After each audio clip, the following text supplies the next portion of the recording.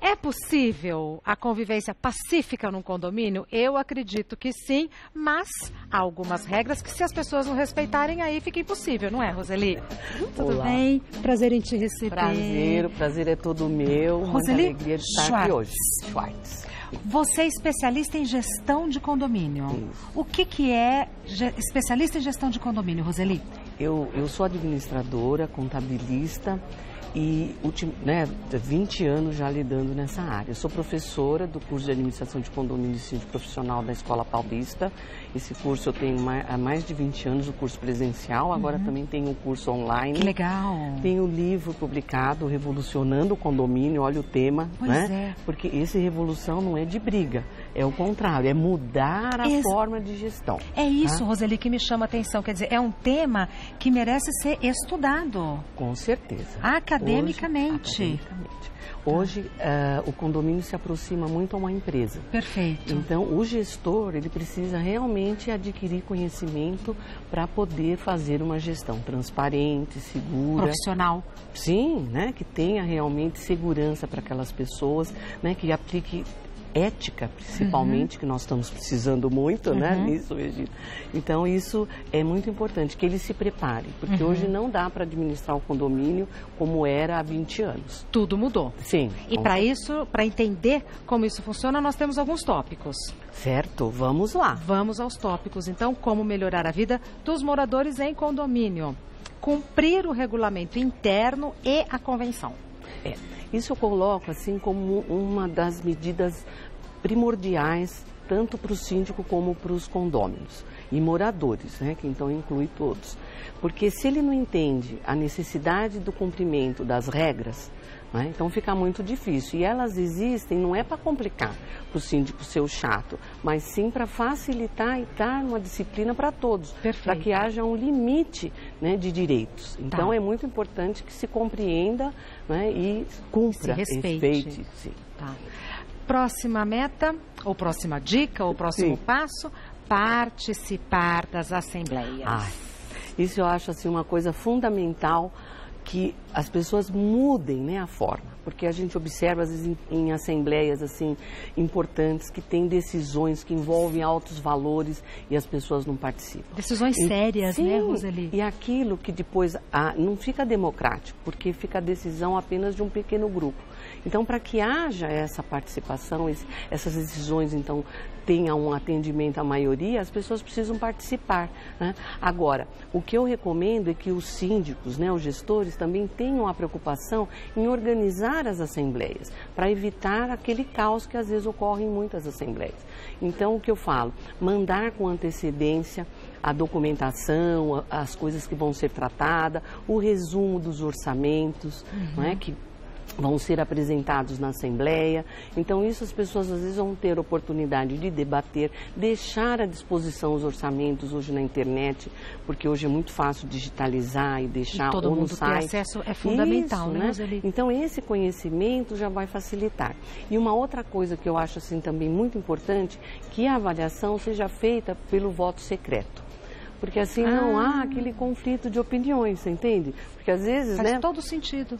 Então as pessoas vão, participam. Agora, essa questão de voto secreto é importante que seja definido numa assembleia anterior, para que não tenha polêmica já na própria Assembleia, tá certo? Então isso já consegue ter, né? E depois, outra coisa que é importante também, Regina, é gravar a Assembleia, para que facilite depois, na hora de elaborar a ata, e aquele morador, né, que às vezes é mais complicado, coloca algumas coisas, às vezes até de uma forma, né, não educada, ele já vai ficar, né, meio inibido, porque sabe que vai ser gravado.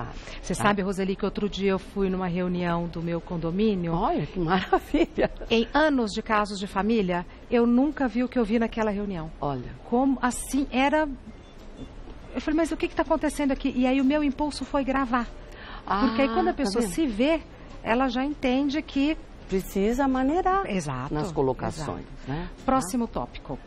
Respeitar o limite da vaga e não estacionar na vaga de um vizinho sem autorização. Um dos problemas, né, que trazem muitos conflitos é justamente as vagas de garagem. Então, porque as pessoas estacionam não de forma adequada dentro dos limites, né? Então o outro vai fazer a manobra, já complica, tá certo?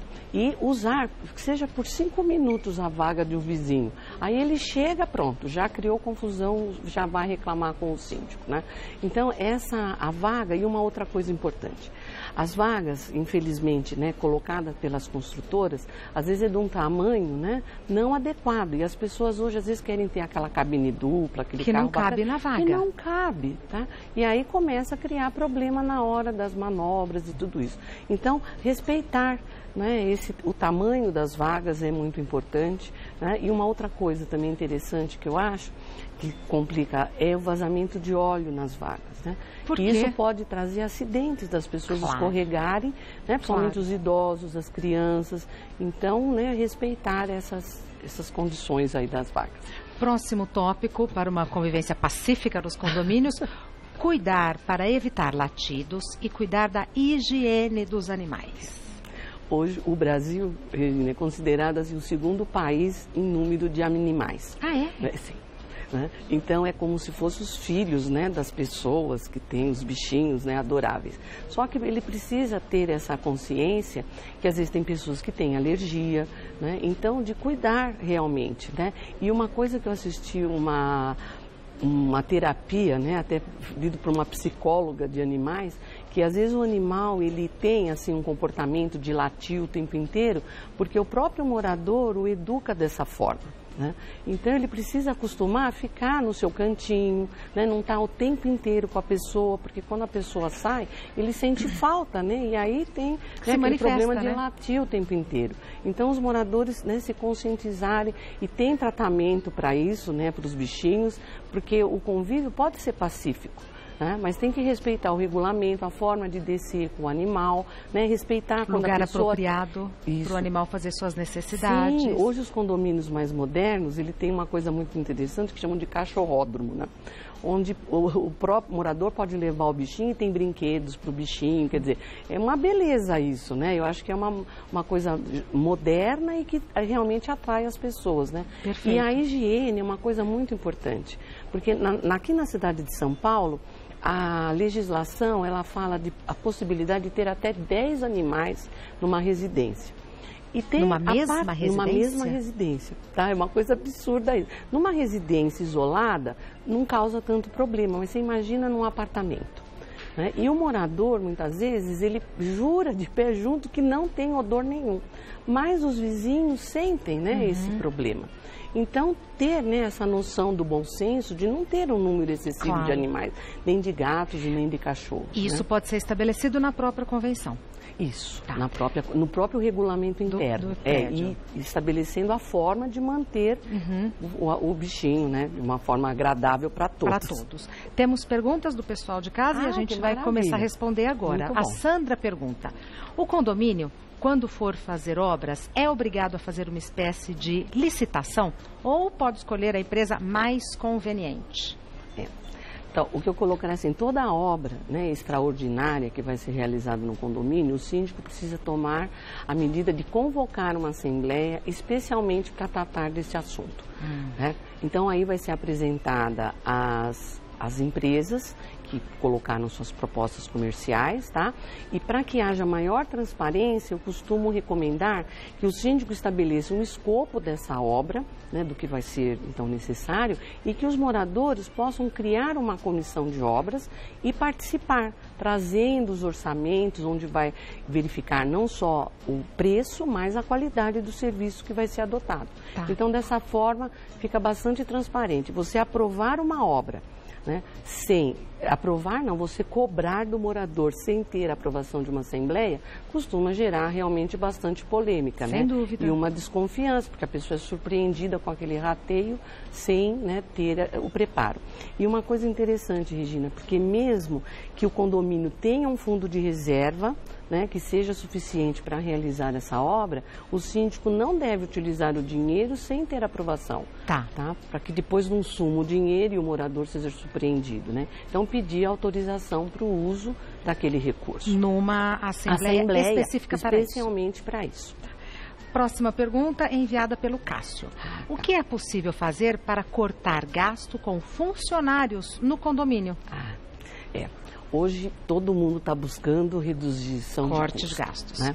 E a parte dos funcionários, o que eu costumo colocar, ele corresponde a 50% do valor das despesas do condomínio. Então, o síndico, né, o gestor precisa ter muita atenção. Se não está ocorrendo excessos de horas extras, porque às vezes há uma camaradagem, sabe, assim, do zelador, do gerente predial, em permitir que os faxineiros, né, fiquem um tempinho a mais no condomínio. Às vezes o próprio zelador coloca horas extras para ele mesmo, né? Então o síndico precisa controlar esse número de horas extras. Então, hora extra é um bom caminho. Uma coisa. Agora, não pode ser cortada, tá certo? Assim, de um dia para o outro. Se essa pessoa faz há mais de um ano, o síndico tem que usar, tá certo, da forma correta, que é a supressão de horas extras, e indenizar para depois poder cortar, né? E um outro ponto também que eu recomendo com relação aos funcionários são as férias, né? Porque a lei, ela determina que o funcionário, ele tem que descansar 2/3 do que ele tem direito das férias, né? E pode vender 1/3. E nunca, né, ele vender totalmente as férias.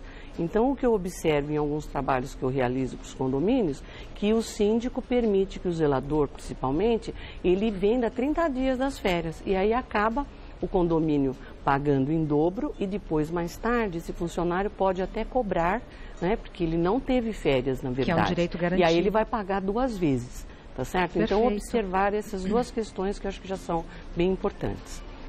Próxima pergunta enviada pelo Matias. Sou síndico e recentemente no prédio tivemos um gasto muito grande para trocar parte do encanamento que já estava velho. Esse valor posso repassar para os condôminos ou tem que sair do caixa do prédio? Então, Matias, a coisa importante é realizar uma assembleia, né? Porque se esse valor da obra ele excedeu ao seu orçamento mensal, certo? Então ele tem que convocar e explicar para os moradores, né, que vai ser necessário ou um rateio ou o uso de um fundo de reserva. Porque isso que colocar, né, que se vai sair do caixa do prédio, o caixa do prédio é composto pelo valor pago pelos moradores, né? Então, a necessidade de uma assembleia e justificar esses gastos. Então, sempre consultar os moradores? Sim, uma assembleia. Essa é a regra de ouro? Sim. E assim, tem muitas pessoas que acham, né, fazer assembleia, que é um problema por causa daquele conflito, mas é uma forma do gestor dividir a responsabilidade e estar embasado nas suas ações. Exato. Tá? Mais uma pergunta enviada pela Neuza. O meu síndico, para atenuar os efeitos da inadimplência, implantou o sistema de desconto pelo pagamento antecipado da cota condominial. Isso é permitido? Então, em alguns condomínios realmente tentam, né, para até incentivar o pagamento, né, antecipado. Só que é considerado ilegal. Porque ilegal? Ilegal. Porque ele camufla o valor da multa. Que aquele que não pagou dentro daquele prazo, né, e excedeu, ele vai ter um acréscimo da multa, que aí o valor vai ficar sendo maior. Tá. Você concorda? Então, não é possível fazer dessa forma. Então, não é permitido. Neuza, não né? A resposta para a Neuza é não. Mais uma pergunta. Josias. Sim. O condômino aposentado tem o direito de pagar o valor da cota condominial em data diferente dos demais condôminos? Então, na legislação não há nada que trate sobre esse assunto. O que poderia ser colocado também o síndico em uma assembleia, porque, por exemplo, às vezes a maior parte dos condôminos são aposentados e tem uma necessidade para uma data diferente, né? Então, aprovar também em assembleia essa ação, né? De ter, às vezes é dia 10, né, que recebe o dia 15.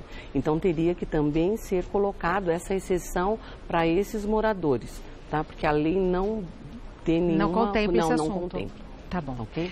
Mais uma pergunta. Marco, notei que no boleto desse mês veio, além do condomínio, outra taxa estranha que não foi comunicada previamente. Isso é cobrança indevida, já que não foi avisado antecipadamente?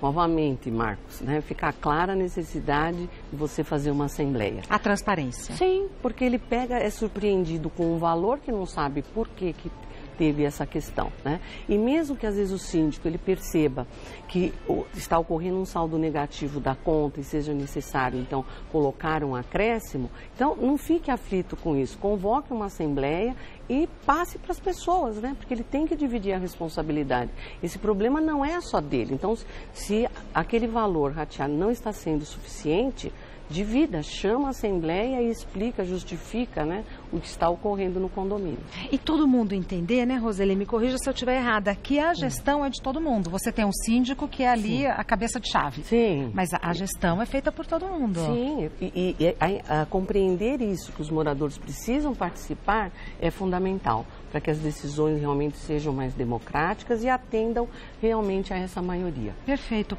Roseli Schwartz é especialista em gestão predial. Eu adorei a sua profissão. Obrigada. Ela tem um site que é O Condomínio, decide todo mundo, tudo junto, ocondomínio.com.br, tem o livro Revolucionando o Condomínio. O e-mail da Roseli é Roseli com Y, roseli@ocondomínio.com.br. Muito obrigada, volte mais vezes, tá bom? Eu que agradeço e me coloco à disposição aí quando você precisar tratar desses assuntos, tá? Muito obrigada, Eu que agradeço.